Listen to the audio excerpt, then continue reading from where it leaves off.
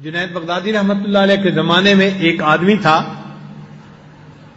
جو مشہور ڈاکو تھا، اور وہ اپنی اس بری عادت سے باز نہیں آتا تھا۔ کتاب میں لکھا ہے کہ اس کو 16,000 درے لگ چکے تھے، کبھی 100، کبھی 200، کبھی اتنے درے لگ چکے تھے، اور اس کے باوجود، اتنی مار کھانے کے باوجود وہ اتنا پکا تھا کہ چوری نہیں چھوڑتا تھا، ڈاکے مارتا تھا، حتیٰ کہ اس کا ایک ہاتھ بھی کاٹ دیا گیا۔ تو اب اس کا دوسرا ہاتھ باقی تھا، وہ ایک ہاتھ سے بھی چوری کیا کرتا تھا، ڈاکے مارتا تھا۔ لوگوں کے اوپر اس کی ہیبت بیٹھی ہوئی تھی، اس کا نام سن لیتے تھے تو لوگ کانپنے لگ جاتے تھے کہ ہم تو اس کے سامنے بھی نہیں جانا چاہتے، اس کی شکل بھی نہیں دیکھنا چاہتے۔ وہ ڈاکو ایک مرتبہ جنید بغدادی رحمت اللہ کے گھر پہ آ گیا رات کے وقت۔ جنید بغدادی رحمت اللہ نے کچھ کپڑے اور ایسی چیز کوئی منگائی تھی رزق حلال تجارت کی نیت سے، تو گھر میں پڑے ہوئے تھے۔ وہ جب گھر میں دیوار کود کے آ گیا تو اس نے سوچا کہ چلو میں یہ 2-3 گٹھڑیاں اٹھا کے لے جاتا ہوں۔ اب اس نے گٹھڑی تو باندھ لی، لیکن ہاتھ ایک تھا، اس کو اٹھا کے لے جانا اس کو مشکل نظر آتا تھا۔ تو وہ ڈاکو انتظار میں تھا کہ مجھے کوئی ہیلپر ملے اور یہ گٹھڑیاں میں اٹھا کے اپنی جگہ پہ لے کے جاؤں۔ اتنے میں جنید بغدادی رحمۃ اللہ تہجد کے لیے اٹھے اور وہ اپنے گھر کے صحن میں آئے، تو ڈاکو نے ان کو دیکھا، تو ڈاکو سمجھا کہ یہ اس گھر کا کوئی نوکر ہے اور یہ اٹھ کے آ گیا ہے۔ تو ڈاکو نے اس کو بڑی سخت آواز میں کہا، ادھر آؤ اور یہ گٹھڑی اٹھا کے میرے سر پہ رکھو۔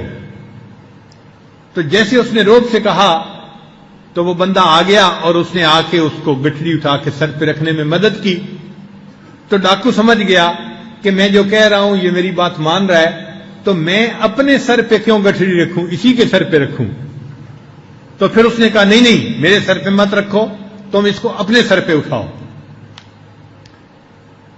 تو جنید بغدادی اس کے لیے بھی تیار، اس نے اپنے ایک ہاتھ سے مدد کی اور گٹھڑی اٹھا کے جنید بغدادی کے سر پہ رکھ دی، اور اس کو کہنے لگا کہ جلدی چلو، اسے تم نے میرے گھر تک پہنچانا ہے، اور فجر کا وقت ہونے میں کم وقت ہے، لہذا جلدی چلو، اگر تم نے دیر کی چلنے میں تو میں پیچھے سے تمہیں ڈنڈا لگاؤں گا۔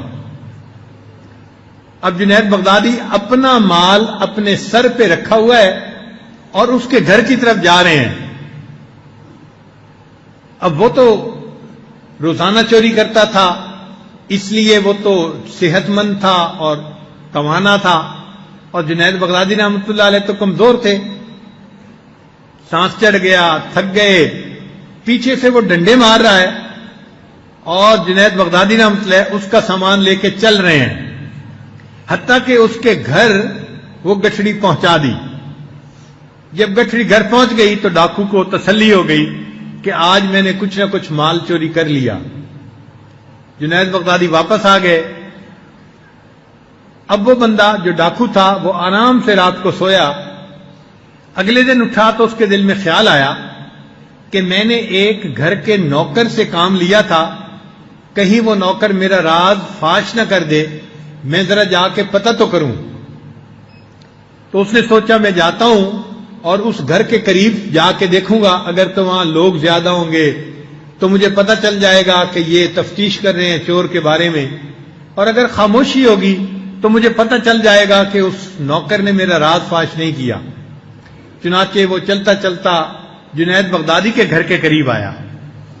وہاں آ کے اس نے دیکھا کہ لوگ قطار میں آ رہے ہیں اور اس گھر میں داخل ہو رہے ہیں، اور آنے والے سارے لوگ وہ ہیں جن کے چہروں پہ نور نظر آتا ہے، جن کے چہروں پہ سنت نبوی نظر آتی ہے، اور جن کے چہروں پہ نیکی نظر آتی ہے۔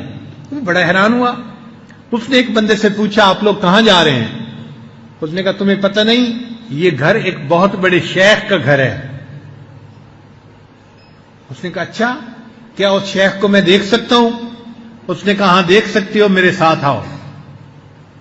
چنانچہ وہ ڈاکو اپنا ایک ہاتھ اس نے چھپا لیا کپڑے کے اندر کہ لوگوں کو پتہ نہ چل جائے کہ میرا ایک ہاتھ کٹا ہوا ہے اور میں وہ ڈاکو ہوں۔